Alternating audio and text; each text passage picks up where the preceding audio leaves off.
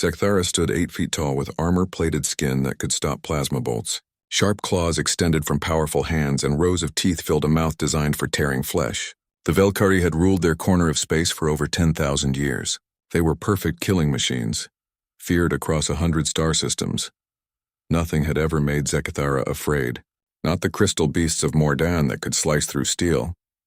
Not the void hunters that stalked ships in deep space.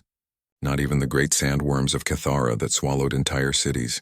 Fear was for lesser creatures, not for the apex predators of the galaxy.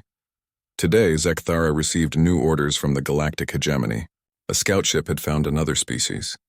They called themselves humans and lived on a small blue planet they named Earth. The initial reports made Zekthara laugh. These creatures were tiny, weak, and soft. They had no natural weapons, poor eyesight, and skin so thin it could be cut with a sharp stick. Class 7 primitives, the report stated, suitable for labor extraction or elimination. Zekthara volunteered to study these humans up close. It would be easy work, maybe even boring. After facing the galaxy's most dangerous monsters, observing some hairless apes would be like a vacation. The journey to Earth's solar system took 3 weeks.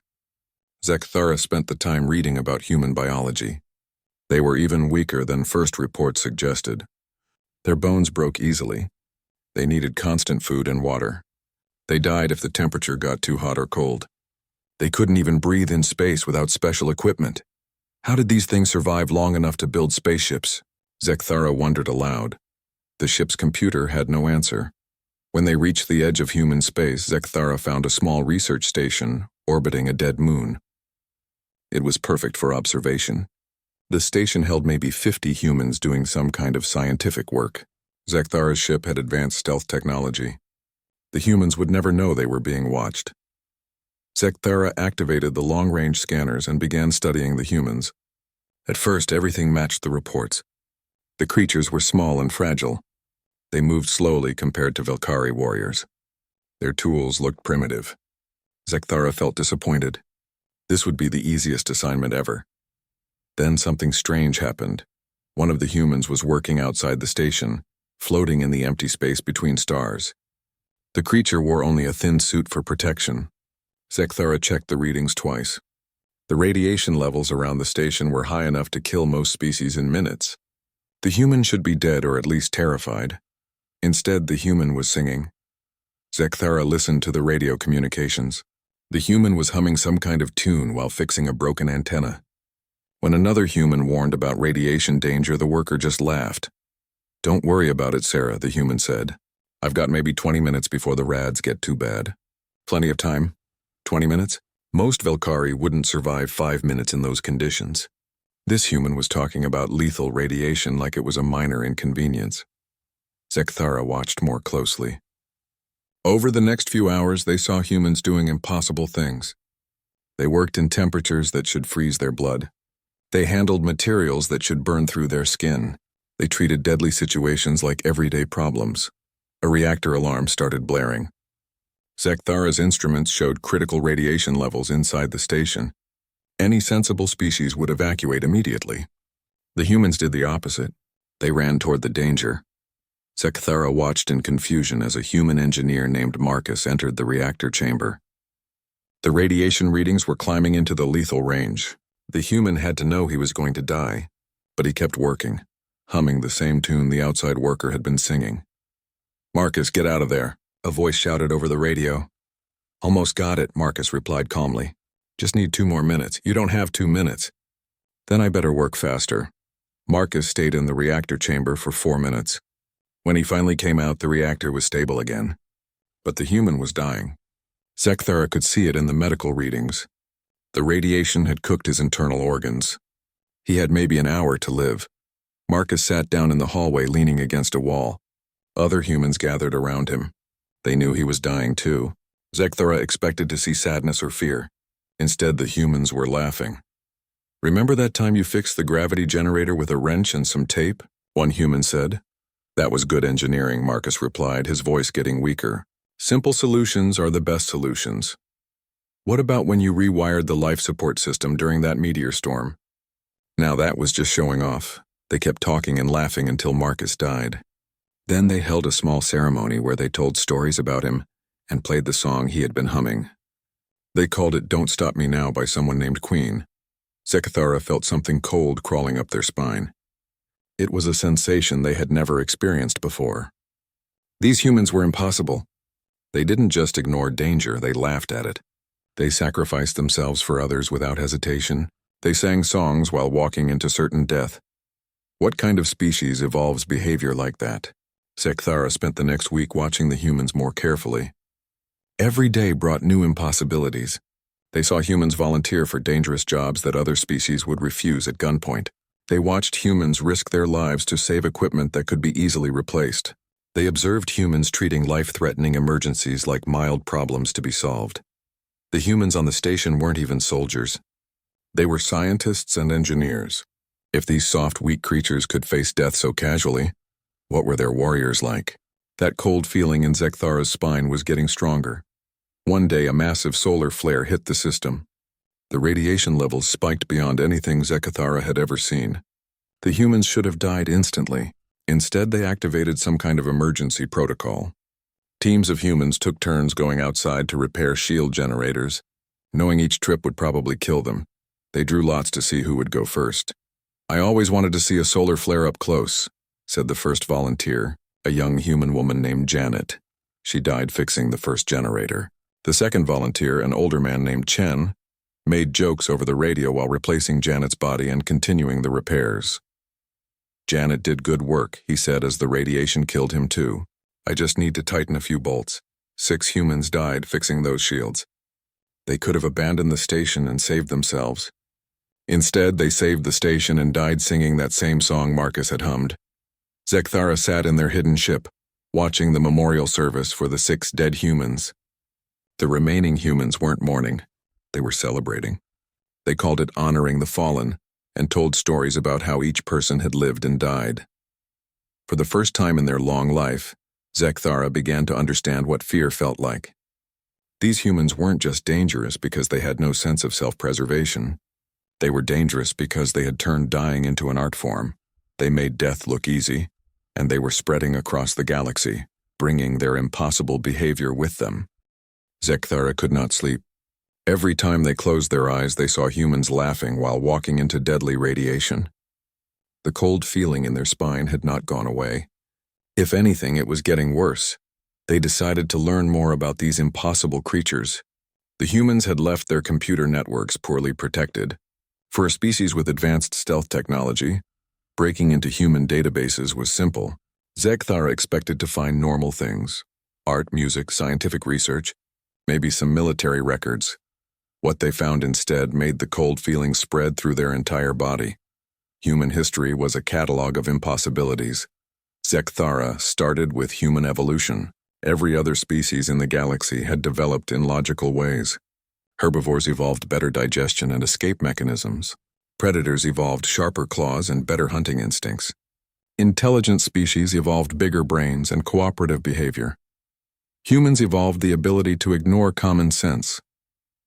According to their own records, early humans had survived ice ages that killed most other life on their planet. They had lived through supervolcanic eruptions that blocked out their sun for years.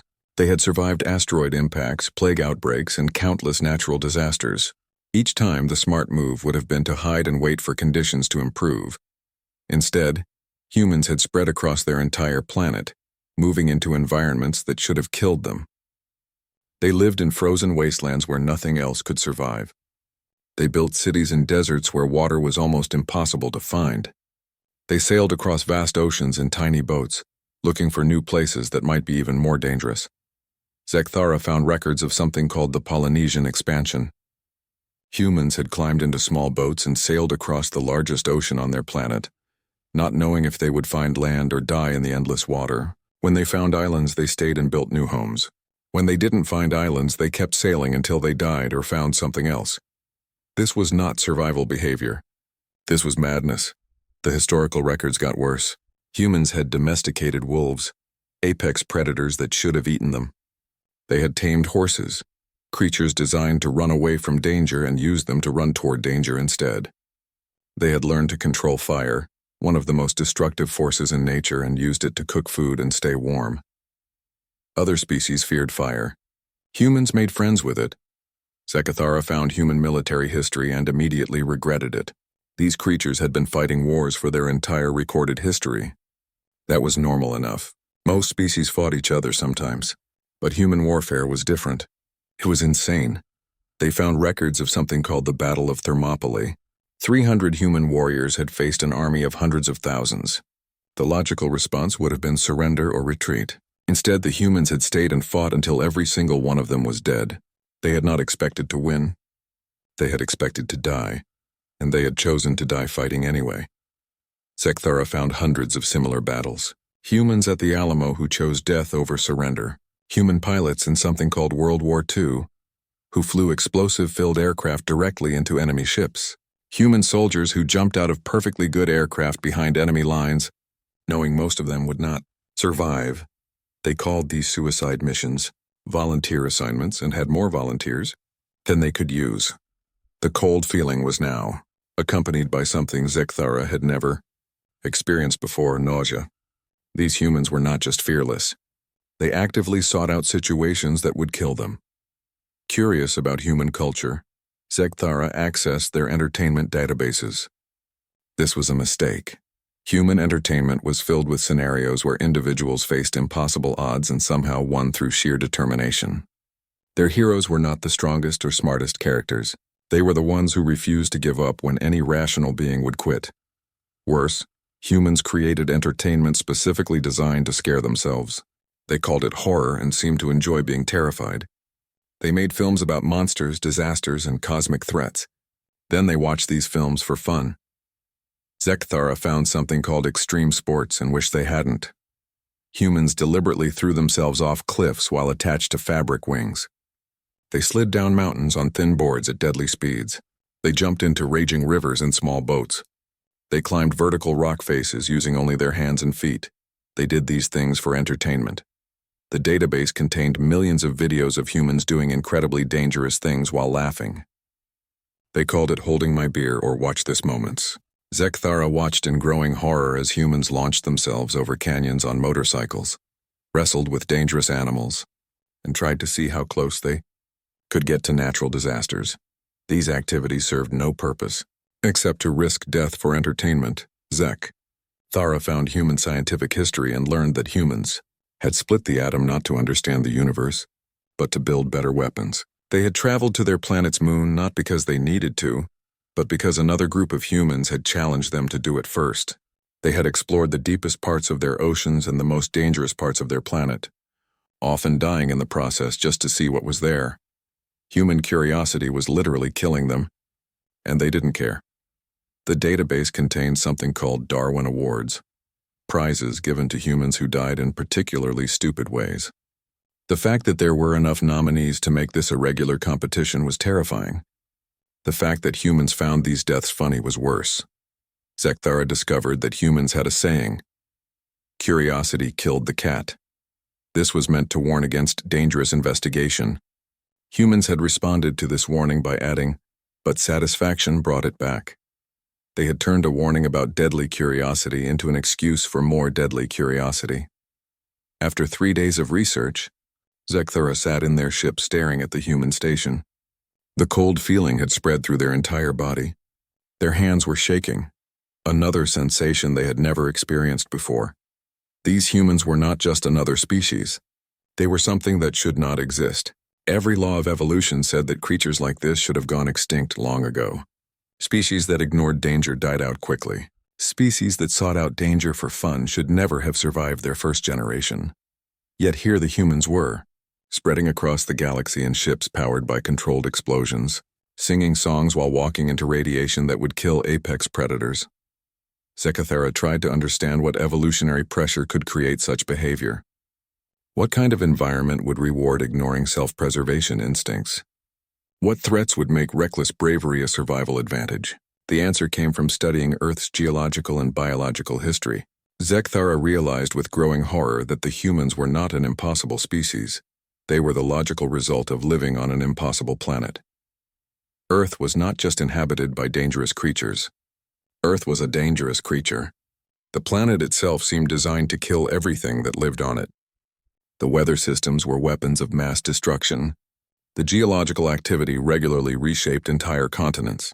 The ecosystem was a war zone where everything was trying to eat everything else.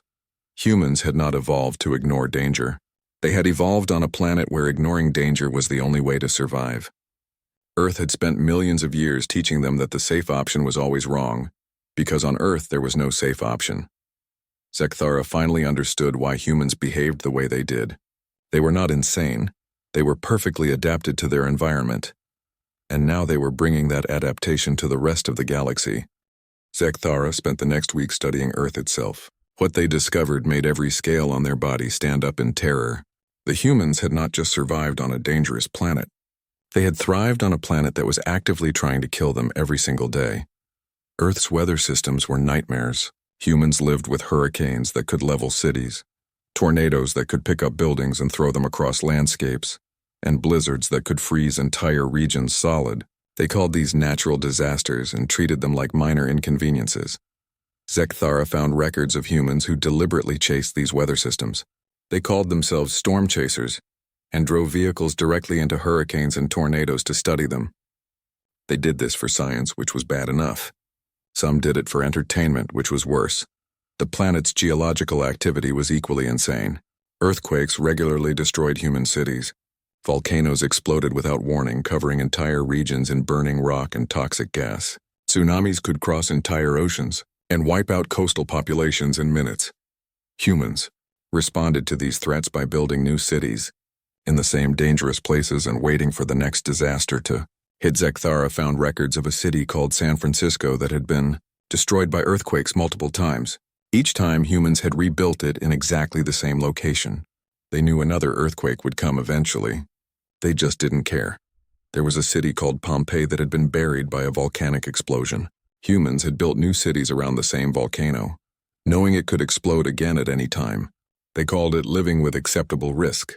The ecosystem was the worst part. Earth was filled with creatures that existed only to kill other creatures.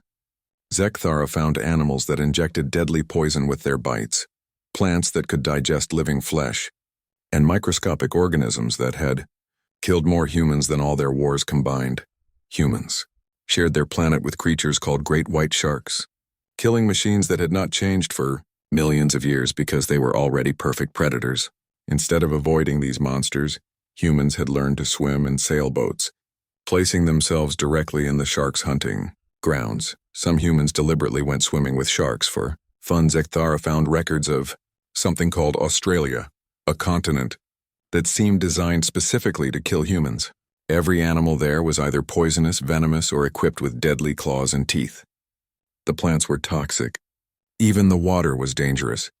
Humans had not only colonized this death continent, they had turned it into a popular vacation destination. The more Zekthara studied Earth's biology, the more terrified they became.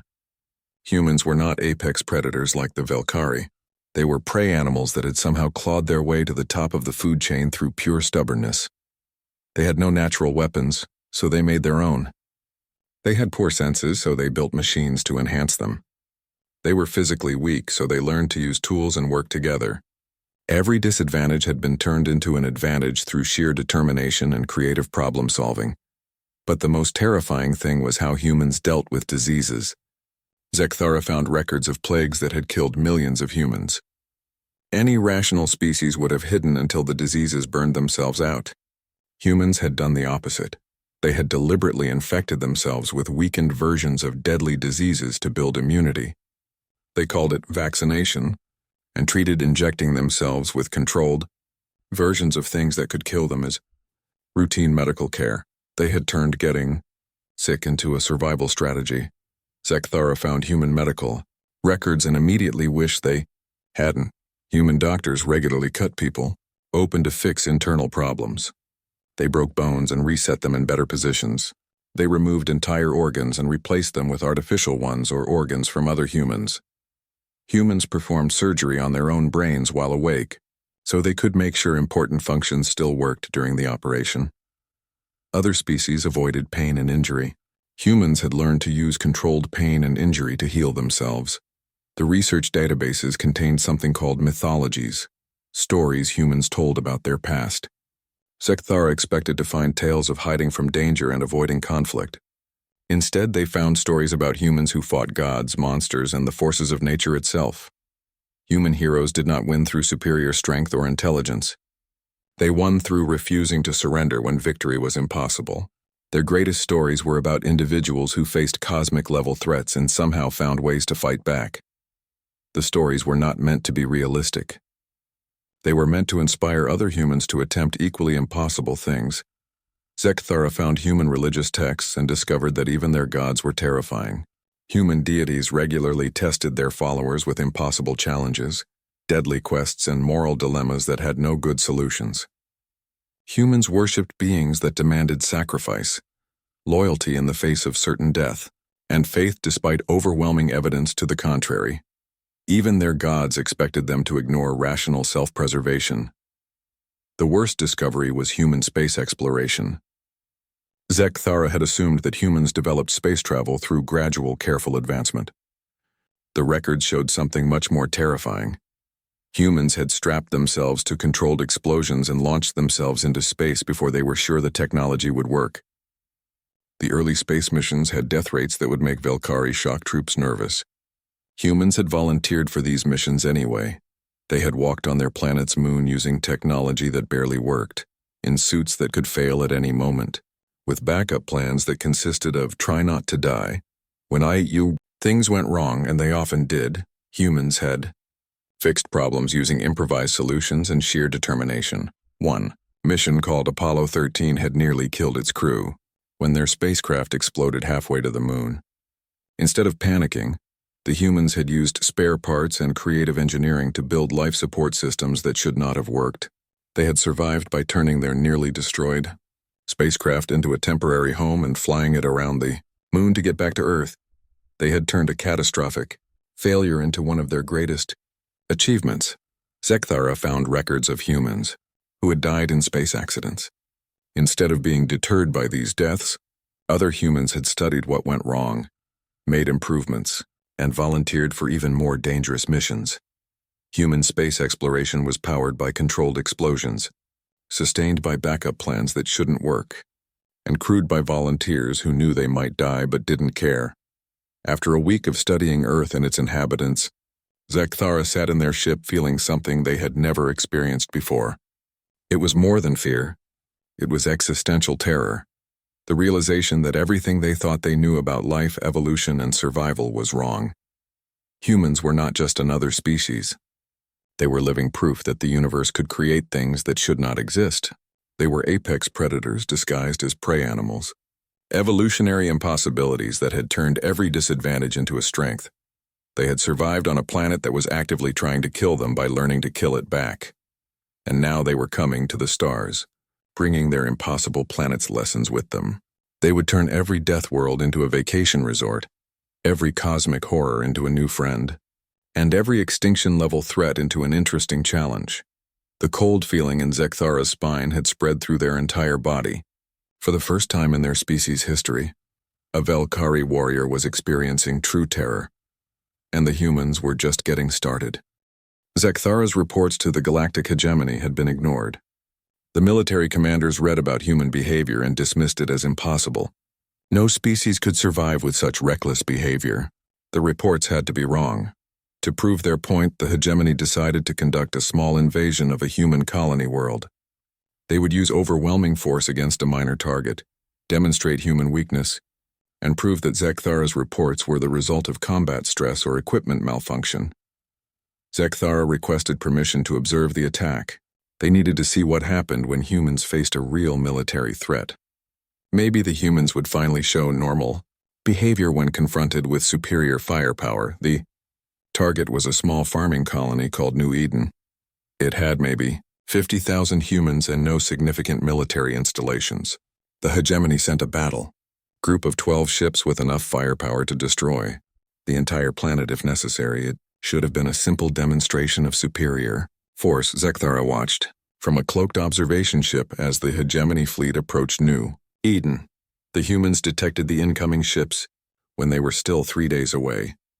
Standard procedure for any rational species would be to evacuate civilians and prepare defensive positions. The humans did something else entirely. Instead of running or hiding, they sent a message to the approaching fleet. Zekthara listened to the transmission with growing disbelief. "Unknown ships approaching New Eden," the human message said. "This is Governor Sarah Chen. You are entering sovereign human space without permission. Please state your intentions or change course immediately." The lead hegemony commander laughed. "Primitive creatures making demands. How amusing!" The human response came back immediately. "Sir or madam, I don't think you understand. This is not a request. Turn around now, or we will consider your presence an act of war." 50,000 farmers were threatening a battle fleet that could glass their entire planet. The hegemony commander decided to make an example. He ordered the destruction of one of the colony's cities to demonstrate human helplessness. Zekthara expected to see panic and surrender. Instead, they saw something that would give them nightmares for the rest of their life. The humans activated planetary defense systems that should not have existed. Farm equipment revealed itself as camouflaged weapons platforms. Civilian transports launched from the planet's surface, not fleeing but attacking. The farmers had turned their entire world into a hidden military base. But that was not the terrifying part. The terrifying part was that when the first hegemony ship fired on a human city, every human on the planet stopped what they were doing and volunteered for combat duty. Zekthara watched in horror as children as young as 12 picked up weapons and joined adult fighters. Elderly humans who could barely walk strapped explosives to themselves and prepared for suicide attacks. An entire planet had just declared total war. The space battle was chaos. Human ships were smaller and weaker than hegemony vessels, but they fought like the universe was ending. When their weapons failed, they rammed hegemony ships. When their ships were disabled, they used escape pods as improvised missiles. Zekthara watched a human pilot whose ship was completely destroyed eject in a spacesuit, somehow catch up to a hegemony fighter, and detonate a grenade that killed them both. The pilot had crossed vacuum using only a small thruster pack and sheer determination. The human had died laughing. On the planet's surface, the ground invasion was becoming a nightmare for hegemony forces. The humans had no formal military, but every civilian was apparently a trained guerrilla fighter. They used improvised weapons, booby traps, and tactics that violated every rule of civilized warfare. Zekthara watched hegemony soldiers, professional warriors with advanced weapons and armor being outfought by human farmers using homemade explosives and agricultural equipment converted into weapons, but the most terrifying moment came when a critically wounded human soldier was surrounded by hegemony troops. The logical response would be surrender. Instead, the human smiled and triggered a device that turned a 2-block area into a crater. The human had been carrying enough explosives to level a city block. They had been walking around with a weapon of mass destruction like it was normal equipment. "How many of them are carrying bombs?" the hegemony ground commander asked over the radio. "All of them, sir," came the reply. "Every human we've encountered is armed with enough explosives to take out a squad." "How is that possible?" "We think they make the explosives from farming chemicals. They're turning fertilizer into military-grade weapons." The humans were not just fighting a war. They were improvising a war using whatever materials they could find. They had turned their peaceful farming colony into a death trap in less than 3 days. Zekthara found the human military communications and listened with growing terror. The humans were not just willing to die for their colony.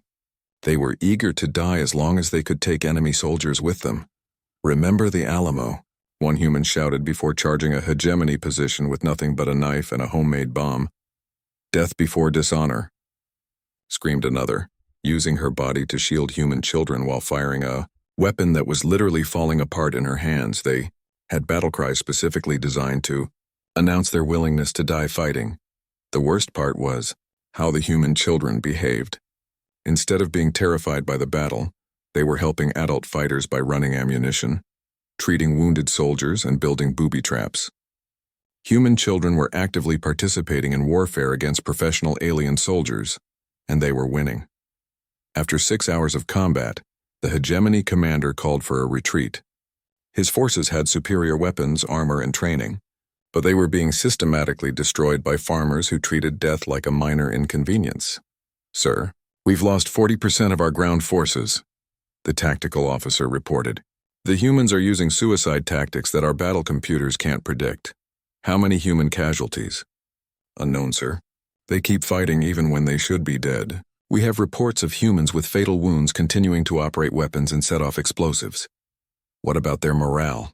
Sir, they don't seem to have the concept of morale. They fight with the same intensity whether they're winning or losing. Some of them seem to fight harder when the situation gets worse. Zekthara watched the hegemony fleet limp away from New Eden, having been defeated by a farming colony that should not have been able to resist a single military transport, let alone a battle group, but the humans were not finished. As the hegemony ships retreated, every human ship that could still move began pursuing them.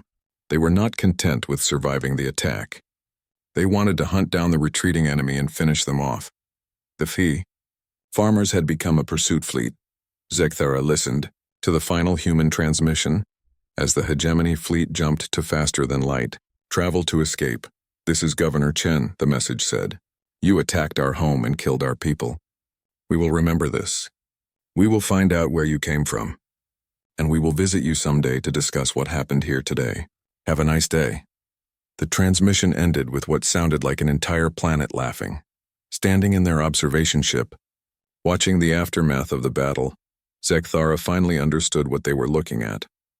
Humans were not just another species that fought wars. They were a species that had weaponized warfare itself. They did not fight to win territory or resources. They fought to ensure that anyone who attacked them would regret it so much that no one else would ever try. They had turned mutual assured destruction into an art form. For the first time in their life, Zekthara experienced true primal terror, not fear of death or pain, but terror of a species that treated death and pain as tools to be used against enemies. The humans were not just dangerous because they were fearless. They were dangerous because they made fear into a weapon. Zekthara returned to hegemony space carrying a report that no one would believe. How could they explain a species that turned farming equipment into weapons? How could they describe creatures that fought harder when they were losing? How could they make anyone understand the terror of facing an enemy that treated death as a tactical advantage? The hegemony military commanders read Zekthara's report and declared it impossible. No species could survive with such behavior. The defeat at New Eden had to be a fluke. Maybe the humans had hidden military technology, or the battle group had suffered equipment failures. Zekthara tried to explain that the humans were not just another species with better weapons. They were something that evolution should never have created. They were living contradictions to every law of survival and natural selection. The commanders dismissed these concerns. They ordered a full-scale invasion of human space with enough firepower to destroy entire star systems. The humans would learn what happened when primitives challenged the galactic hegemony. While the military prepared for war, Zekthara continued studying human behavior. What they discovered made their earlier fears seem small by comparison. Humans had been expanding across their local region of space for several decades. Everywhere they went, they did impossible things. They had colonized planets with toxic atmospheres by building cities inside protective domes. They had settled worlds with extreme temperatures by digging underground or building floating habitats. They had turned asteroid fields into mining operations and constructed space stations in the middle of star systems that should have killed them. But the most terrifying discovery was how humans interacted with other species. Zekthara found records of human first contact with a species called the Zentari. The Zentari were crystalline beings who communicated through harmonic frequencies that could shatter most organic hearing organs.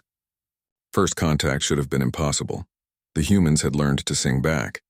They had modified their vocal cords and built harmonic amplifiers so they could communicate with creatures made of living crystal.